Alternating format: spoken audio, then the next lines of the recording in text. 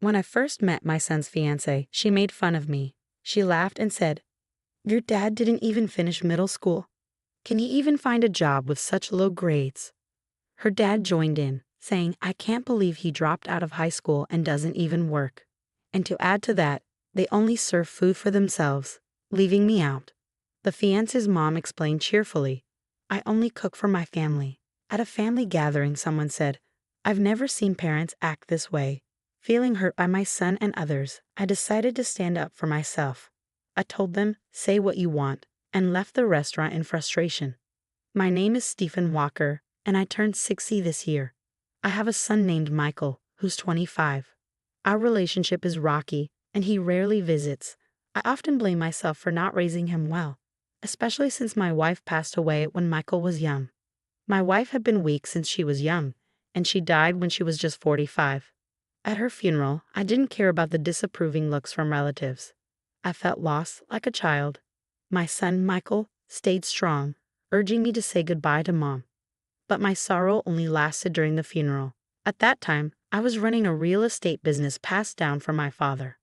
The day after my wife's funeral, I woke up to calls from clients. I had responsibilities to fulfill, and I had to raise Michael on my own. I woke up from my days with those urgent calls and rushed to my office.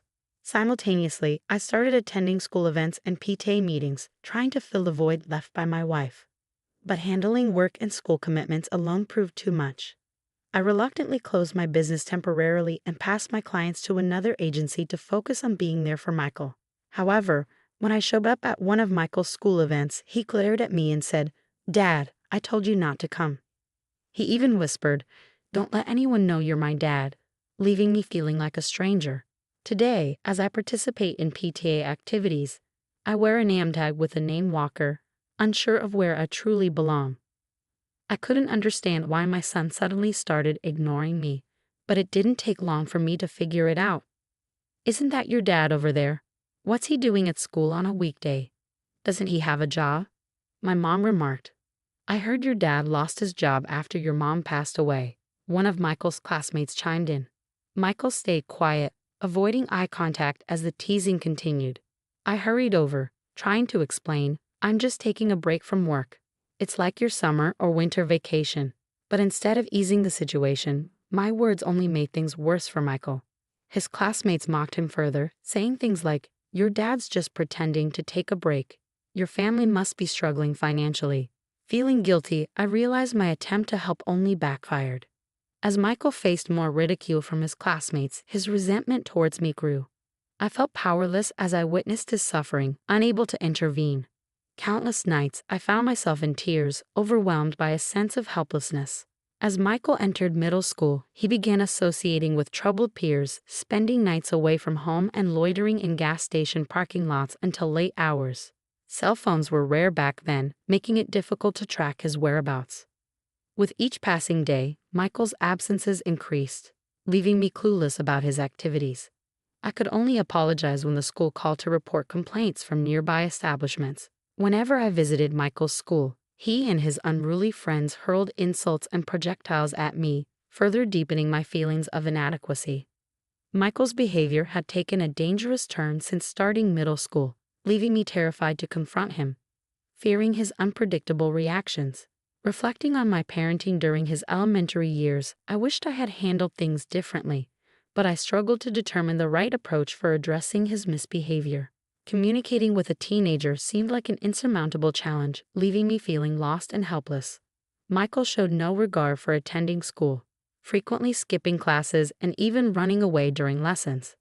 His academic performance plummeted to the lowest point. During a parent-teacher conference, they mentioned a private high school where Michael could enroll, bringing me a sense of relief. I was grateful that there was an option for him to continue his education. I hoped that the new environment and different classmates would positively influence him, leading to a change in his behavior. Thankfully, after starting high school, Michael began to take his studies more seriously. He dedicated himself to his classes, improving his test scores to above-average levels and eventually securing admission to college. Despite his academic progress, his attitude toward me remained unchanged. He continued to spend little time at home, moving from one friend's house to another. Upon entering college, he opted to live alone in a dorm and supported himself with part-time work to pay his tuition. While I admired his independence, his relationship with me remained distant. Even after he started his job, he showed no inclination to reconnect with his family. One day, completely out of the blue, Michael, whom I hadn't seen for years, called me. He said, "I'm planning to get married." Then he added, "We're meeting at a fancy restaurant next Sunday at 2 p.m., without considering my schedule. I was taken aback by the suddenness of it all.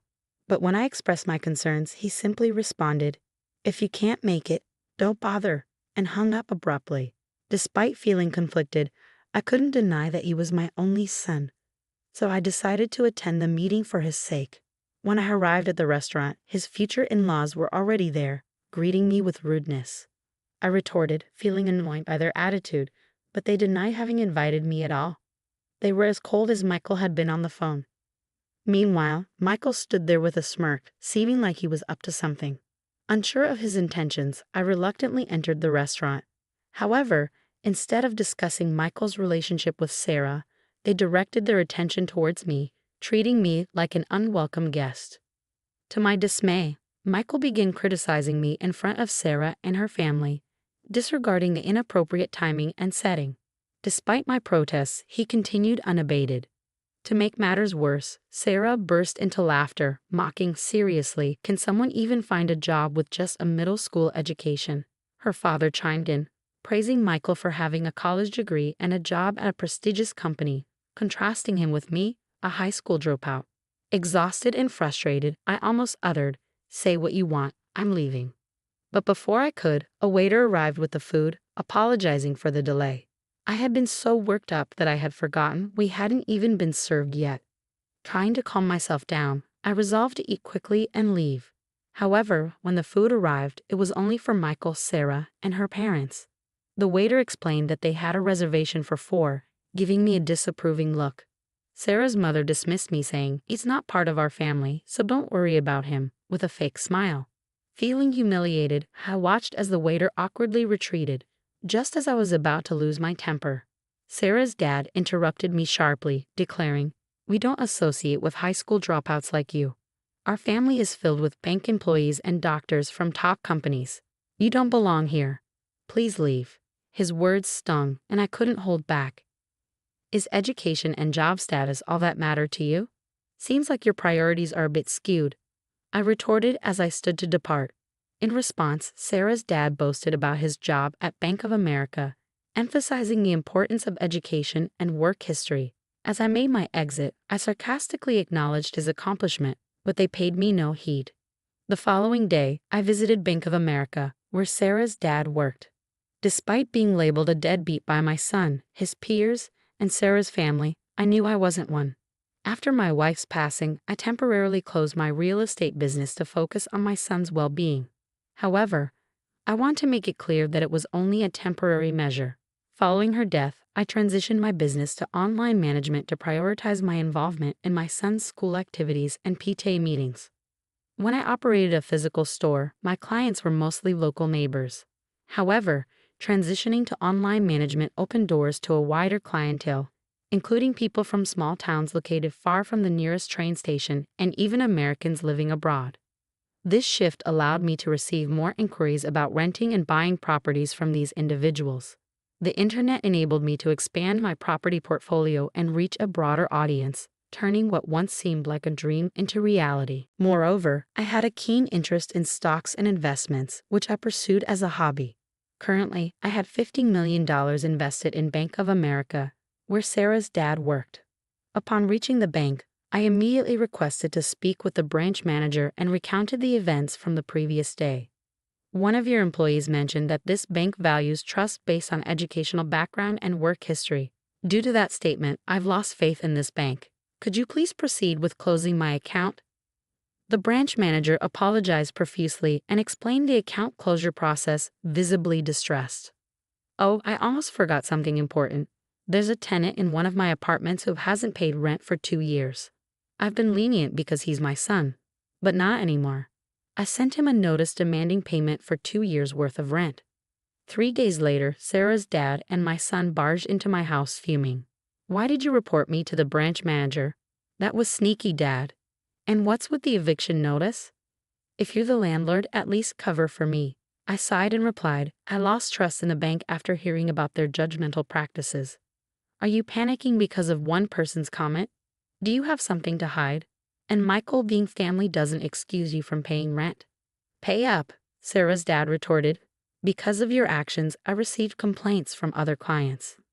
My boss even reprimanded me. How dare you? I didn't cause trouble. I simply shared the story with relatives and clients. I didn't tell them to close their accounts. I responded calmly. My son lashed out. What clients, Dad? You're just a deadbeat, right? How could a deadbeat afford to build a huge house like this in such a prime location and still live like this? I even did some renovations recently. I explained, but he looked puzzled, saying, Huh, what's that? Did you go into debt or something? I'm really fed up with you. I took a break from my real estate job for a while, then switched to running an online business, which I'm still doing. How many times do I have to explain? I'm not a bum, I told him, and he turned pale. What? I had no clue. I thought you were just working part-time, Sarah's dad yelled. You're a real piece of work, keeping your occupation secret even from your own son. Annoyed, I replied, say what you want, and closed the door. Outside, I heard them shouting, You've ruined my reputation. I'm gonna sue you. I can't believe I've been fooled by my old man for so long. After about 10 minutes of yelling, it seemed they grew tired, and the commotion quieted down. I figured they wouldn't bother returning once they realized their shouting was futile. With a sigh of relief, I headed to the kitchen to brew a cup of coffee.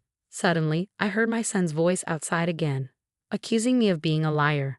Peering out the window, I saw Sarah's dad and my son spray painting my front door. You've got to be kidding me. What are they up to? Just as I prepared to confront them, the sound of approaching police sirens caught my attention. Could it be that someone in the neighborhood had called the cops? My suspicion proved correct. Stepping outside, I found the two of them being detained by the police in response to a neighbor's complaint. There he is, that liar. He's ruined my reputation at work, they shouted as the officers calmly escorted them into the patrol car, assuring, We'll handle it from here. One of the officers, noticing me, approached with an oddly cheerful demeanor. Sir, would you mind coming with us to provide your statement? Why me? But I'm the one who's been wronged here. I'll spill all the details on their mischief. I thought as we arrived at the police station, showing the officers a video from my phone, captured by the security camera at my front door. I revealed the entirety of their yelling and antics. This is excellent evidence, the officer exclaimed excitedly, and my interrogation concluded swiftly. My son and Sarah's dad received a stern warning from the police and were required to sign a restraining order to stay away from me. As it turned out, the entire neighborhood had witnessed their bizarre behavior. One of my son's coworkers, who lived nearby, had been gossiping about it at the office.